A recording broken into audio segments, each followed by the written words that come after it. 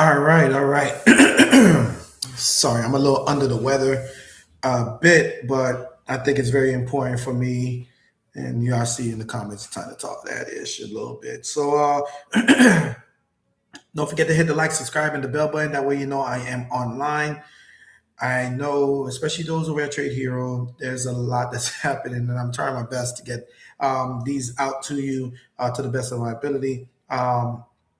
Congrats to those that held on to Apple past that point. If you were able to take that trade, it was a higher risk trade because again, Apple puts is not one of those things that you just say, "Hey, go ahead and do it," because that market has been bullish all year, but it did show some weakness and it panned out accordingly. And I'm going to be breaking that down in the near future. Where was it posted? It was posted in the chat until we can fix the problems that's happening with the alert system. Just be patient. Like I said, the dynamics are fluid and we're trying to get all that up.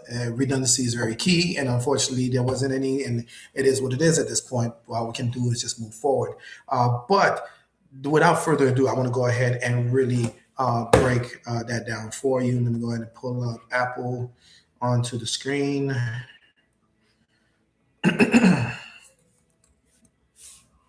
And actually get a paper, pen, and a pad.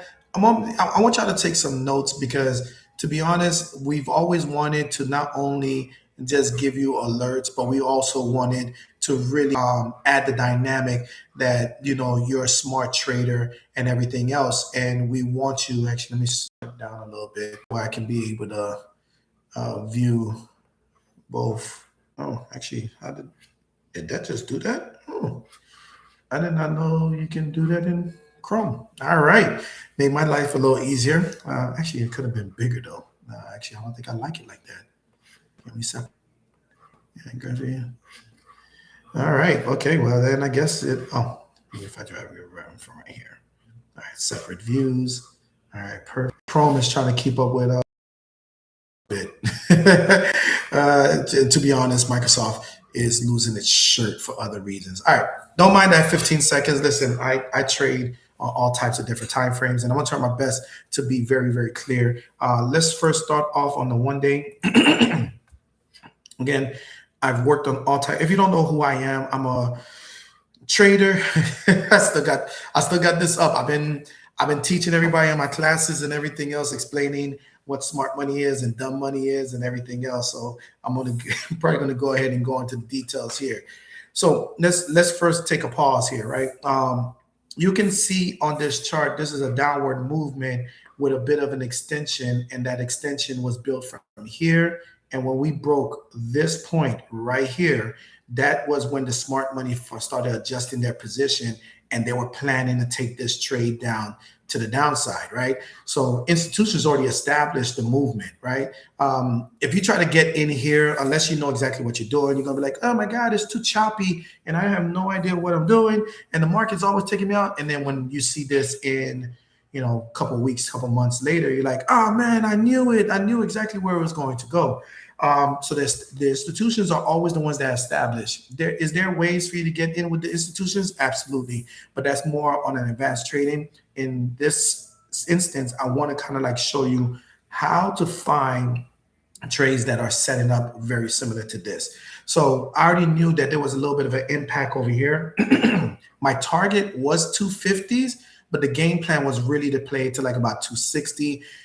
Some people did take their money off the table over here. That's roughly around the TP1. But a lot of what I was building off was off of the weekly. Now, let me go ahead and get rid of these drawings because I won't need them anymore because I did all of that for y'all and it did what I needed to do. And those that reap the benefits, congratulations. Let's take a real strong look at this weekly chart. Is there anything that tells you that this is bullish? Anything? There's nothing that's actually showing you that. So we already know that this right here, and I'm going to do a whole entire order block class.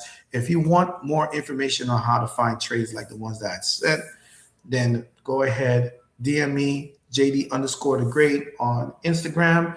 I'll send you my link because I'm going to do a very major intuitive class. I'm only going to do it once, well, twice in 1 day, but once, period. This is going to be the final order block class I will ever do.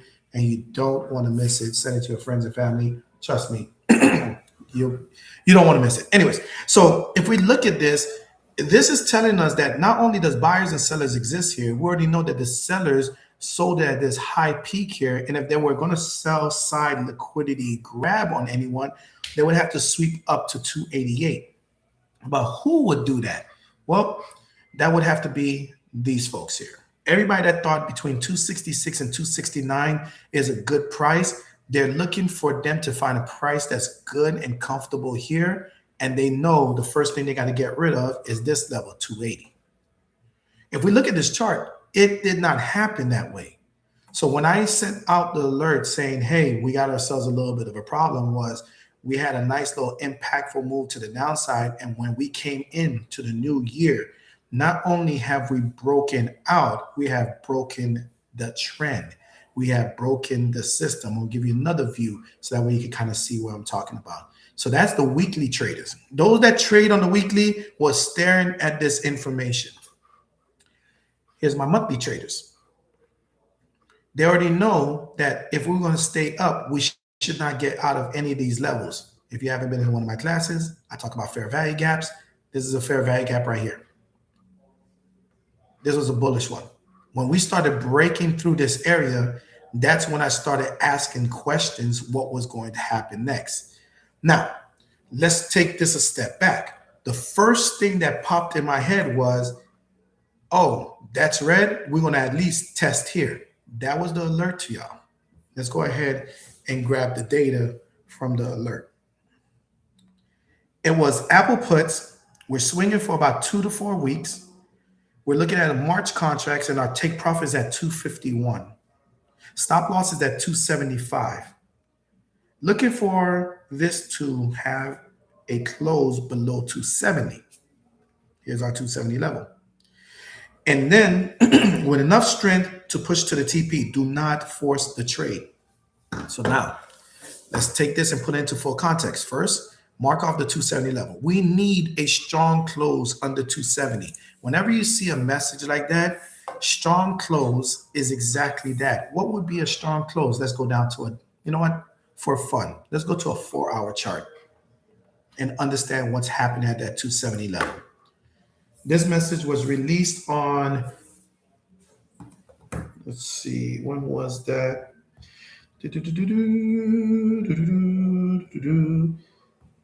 Come on. January 5th, right? So here's Friday's price action here, right? And I said 270 is key. Let's look left. 270, they were using as support. Try to make it resistance until they swept all the way up into these levels. Someone's selling, right? But we can see that should have been a springboard and never come back. That should have been a springboard. That should have been a springboard. This day on Friday at 9:30, we should have just went straight up and stayed up, but they can't hold the level. So if they can't hold the level and then we can't recapture what just sold off, you can almost assume whoever sold from here is still in, AKA for the 4-hour. This is where institutions and snipers, I guess we could say, institutions, I might be spelling it wrong. Institutions are here. So when we're seeing this impact come in and they get back to here, they cannot just take a trade and just run with it. They can't, because people like us, we can front run and take the money and then they lose more money than they need to. So they're averaging this. So when they had this nice low push, it could have been some of the take profit, baiting people. And if you ever heard bull trap, they had bulls. Guess what? 270 is strong. Then they spring the trap on them. And then your stop loss is hit. And you're like, well, if I hold on to it just a little bit longer and the hopium starts to hit, then you are like, wait, we're still not getting back up. We put in a 4-hour bearish fair value gap.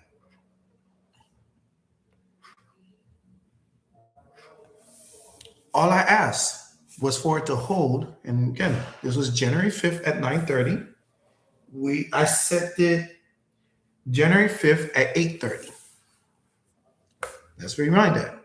January 5th at 8:30, all I saw was this struggling.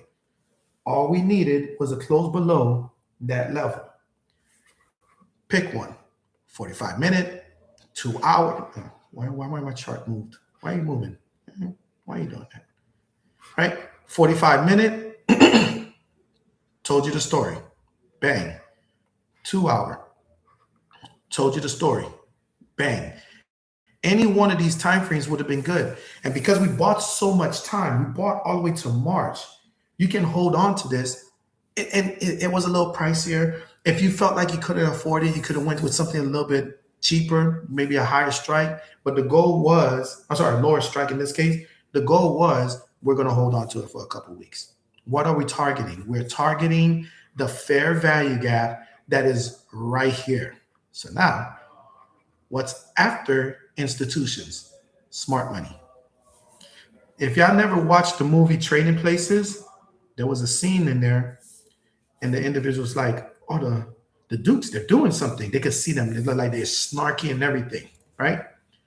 And they're like, oh, let's go ahead and get in on it. There's something that you know. The charts are going to tell you that's something you need to know. 270, not the most best psychological level, but it's a psychological level nonetheless, right? It holds under there, we're going to have ourselves some trouble. Then we get back down to here. We close inside the fair value gap.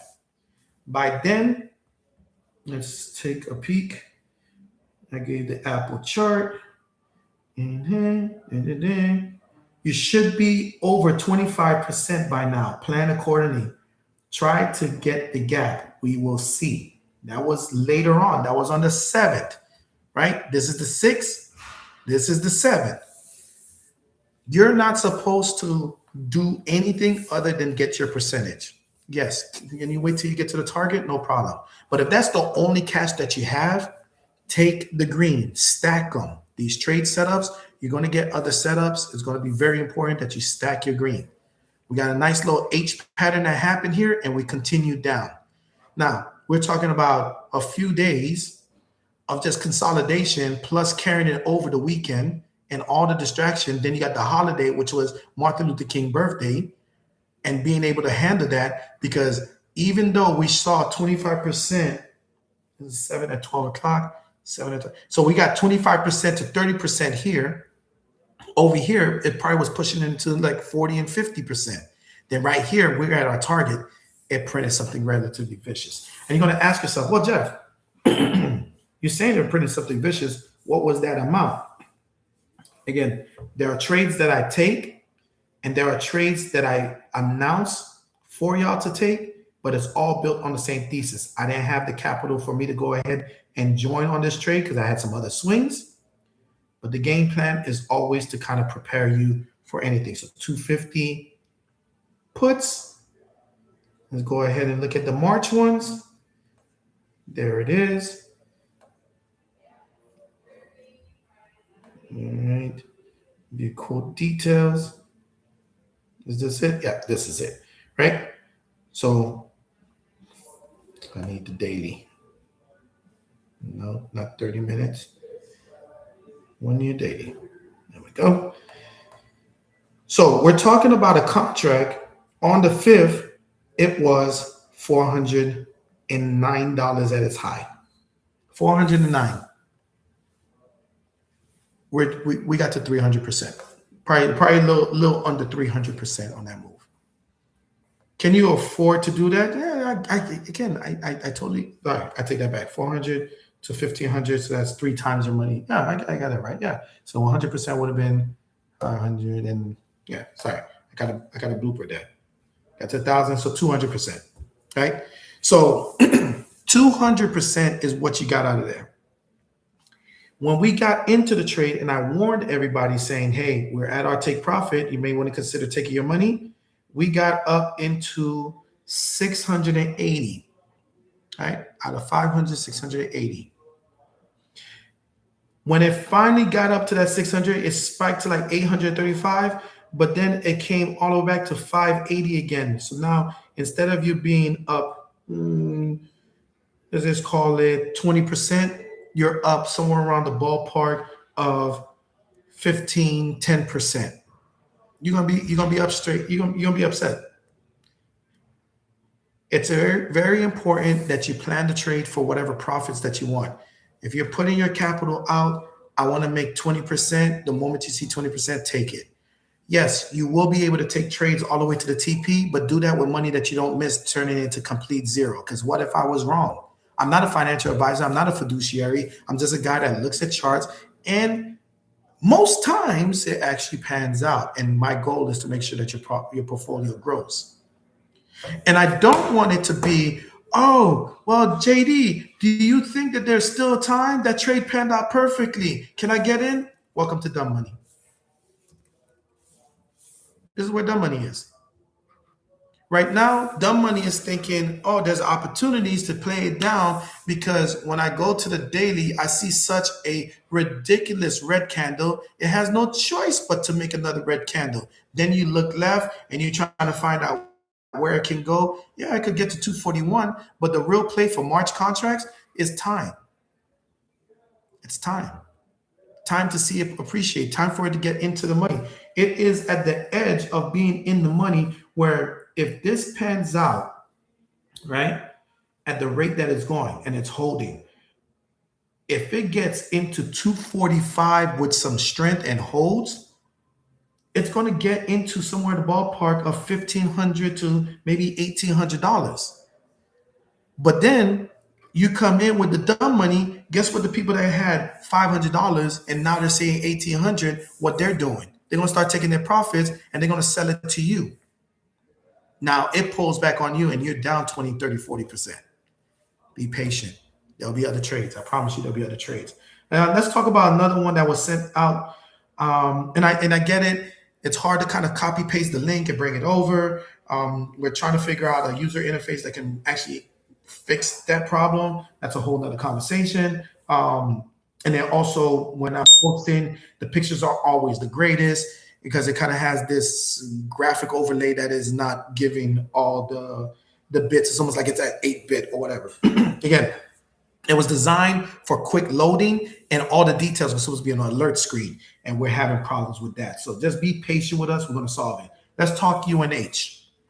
UNH relatively spoke on the same regard. The only difference is it wasn't that high of a time frame. The time frame that we was looking at when it came down to UNH was looking at a 2-hour chart. Look where UNH is now. And I get it. You're probably going to be like, well, you gave us TP1 and give us TP2, but I wanted to see it get all the way to TP2. Remember, we're buying $400 calls. We're so far out the money, any pullback, that thing can go ahead and come back on you. So whatever percentage that you see that you're happy with, run with it. That's what it was designed for. We're at 99% of the target, and then it came back. 99% of the target. No, maybe I'm being a little too extra. We got as far as probably 90% of the target. Right now, it's like 88, 85% of the target. Can it get there? Yeah. Can it hit the target? Maybe. Can it get to 350? It might get smacked when it gets there. But that's not our job. Our job is finding the bidder that we're happy with so we can sell this hot potato and let them deal with the consequences because they're dumb money. That's what it is. Let's look at the contract that we talked about and see what the cost was. Let's go back. Let's grab UNH. There we go.